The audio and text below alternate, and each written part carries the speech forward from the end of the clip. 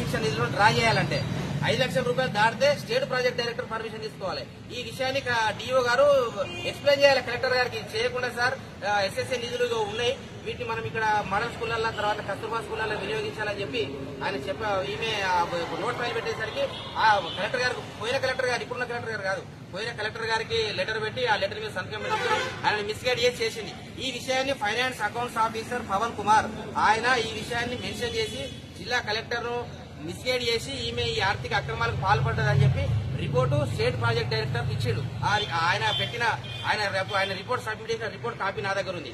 ఇది నేనంటే నేను కలెక్టర్ గారు చేసిన అనేది కాక అధికారే ఎస్ఎస్ఏకు ఫైనాన్స్ ఆడిట్ ఆఫీసర్ ఈ ఆర్థిక అవకతవకలు గుర్తించి కలెక్టర్ ను మన మిస్గైడ్ చేసిందని చెప్పి ఆయన రిపోర్ట్ సబ్మిట్ చేసాడు. అది కూడా నా దగ్గర ఉంది. కావాలంటే కలెక్టర్ గారికి అది కూడా సబ్మిట్ చేస్తా. ఇప్పుడున్న కలెక్టర్ గారు సమర్థుడైన అధికారిగా పేరు తెచ్చుకున్నారు కాబట్టి ఇట్లా అవినీతి అక్రమాలు పాల్పడే అధికారుల మీద ఆయన దృష్టి సారించి సమగ్ర విచారణ జరిపి చర్యలు తీసుకోవాలని డిమాండ్ చేస్తున్నారు. కలెక్టర్ గారికి 2 సార్లు, ఇప్పుడున్న కలెక్టర్ గారికి 3 సార్లు ఫిర్యాదు చేసిన. కలెక్టర్ నెట్టేసుకొస్తున్నారు కదా, కలెక్టర్ 3 సార్లు ఫిర్యాదు చేసిన, ఎందుకు చర్యలు తీసుకోలేదు? దానిపైన మీ అభిప్రాయం? జిల్లా కలెక్టర్ గారికి సమర్థుడైన అధికారి అనేది అంతే షోప్ టైప్ చేస్తున్నట్టు అనిపిస్తున్నది. ఎందుకంటే జిల్లా కలెక్టర్ గారు జిల్లాలో ఉన్నటువంటి జిల్లా మేజిస్ట్రేట్, ఆయన అడ్మినిస్ట్రేషన్ పాలనాధికారి, ఆయన పాలనాపరమైనటువంటి ఆయనకు అడ్మినిస్ట్రేషన్ పవర్ ఉంది.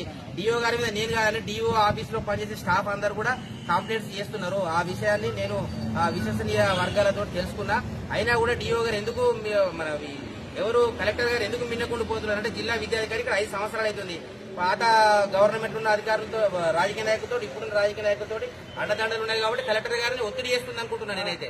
ఎందుకంటే కలెక్టర్ గారు ఏదైనా చిన్న కాంప్లైంట్ చేయగానే సస్పెన్షన్ ఆర్డర్ చేయడము, లేకపోతే ఫీల్డ్ మీద పోయి ఎక్కడికెక్కడ ఆయన దృష్టికి చిన్న విషయాన్ని సస్పెండ్ చేస్తారు.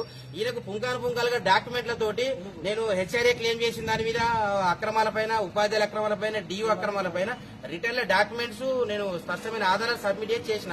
ఇప్పటి వరకు కలెక్టర్ గారు కూడా చర్యలు తీసుకోవాలంటే కలెక్టర్ గారు కూడా ఎందుకు తీసుకుంటారని కలెక్టర్ గారు సమాధానం చెప్పాలి కదా. కలెక్టర్ గారికి నేను ఇచ్చినటువంటి నా దగ్గర ఆధారాలనే చూపిస్తా.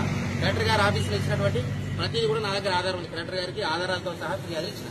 అయినా కూడా కలెక్టర్ గారు కూడా స్పందిస్తలేరు.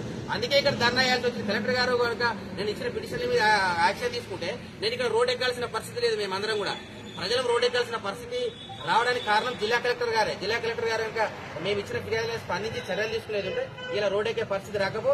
ఇప్పటికి కూడా వారు స్పందించి చర్యలు తీసుకోకపోతే వారం రోజులు టైం ఇస్తున్నా. వారం రోజులు మళ్ళీ వచ్చే ఈ వారం రోజున ఇక్కడే టెంట్ వేసుకుని డిఓని ఇక్కడ ఈ అవినీతి అక్రమ డిఓని ఇక్కడికి సస్పెండ్ ఇక్కడ బదిలీ చేసి సస్పెండ్ చేసేదాకా కూడా మేము ఆందోళన విరమించాలని చెప్పి తెలియజేస్తా ఉన్నాం.